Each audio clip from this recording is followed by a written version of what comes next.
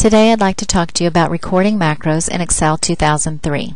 Before beginning your project, make sure that you check your security level for your macro. Go to Tools, Macro, Security.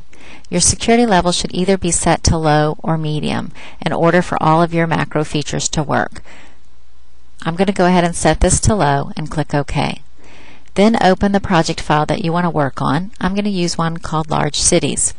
This file is comprised of a list, which basically means that data has been entered in consecutive columns and rows, and it's some information about cities in the United States. I'd like to create a macro or a shortcut with a button that will automatically show me the 5 largest cities from this list. So in order to begin, I'm going to click on Tools, Macro, and record a new macro. The first thing that pops up is I have to actually give my macro a name and type in a description. The macro name should be descriptive and let you know what the macro is going to do. I'm going to say show top 5 cities. You can assign a shortcut key if you'd like. I'll do L for largest.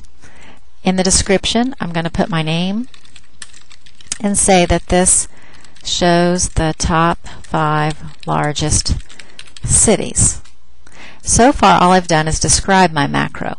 Once I click OK there, now from here on everything that I do will become part of my macro. So be careful, make sure you've practiced and you know what you want to do first. I'm going to click in the list. I'm going to first turn on my auto filters. Then I'm going to go to the population field, click on top 10, change the 10 to 5, and click OK.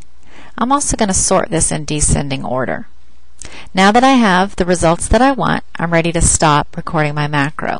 If for some reason this macro toolbar does not show, you can also go through the menu under Tools, Macro, and stop recording. Either way, we'll stop recording the macro. Now, let's go ahead and reset the list and try that shortcut key, Control. I'm going to hold down Control on my keyboard and press L, and sure enough, there's my 5 largest cities. Now, I'd also like to create a second macro that resets the list and puts it back to its original form. The fastest way to do this, so let me go ahead and record it. Tools, Macro, record a new macro. I'm going to call this Reset List. Notice that there are no spaces allowed in a macro name. I'm going to use the shortcut key R for reset and add in a description. The fastest way to reset a list, because you want it to work no matter what filter has been applied, is to simply turn the auto filter off and then turn the auto filter up. Make sure you select somewhere in your header row and then turn the auto filter right back on. Alright, so my list has been reset and I'm going to stop recording. So now Control L should show the largest cities, Control R resets the list. Now, the shortcut keys work great until you have a lot of workbooks and you use Excel a lot, and then you can't remember what key goes with what macro. So what we're going to do next is actually add a button on the worksheet to run the macro. We're going to use the drawing toolbar.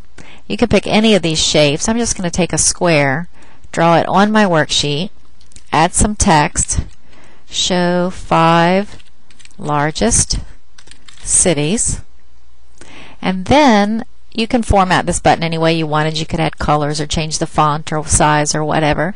But the most important part of this is I'm going to select the outside of the button. I'm going to right click and I'm going to assign a macro. You have to have already created your macros before you try to do this with your button. And I'm going to click Show Top 5 Cities. I'm going to click OK. Now, when I click on that button, notice how my pointer changes to a mouse shape. When I press the button, my macro runs. I'm going to add one more button that lets me reset the list. So let's do a circle this time. We'll do it here. Reset the list. And I'll pull that out just a bit. And again, select the outside of the button, right click, assign a macro, reset the list. Now I can simply reset the list, show the 5 largest cities. And that's the way macros can save time.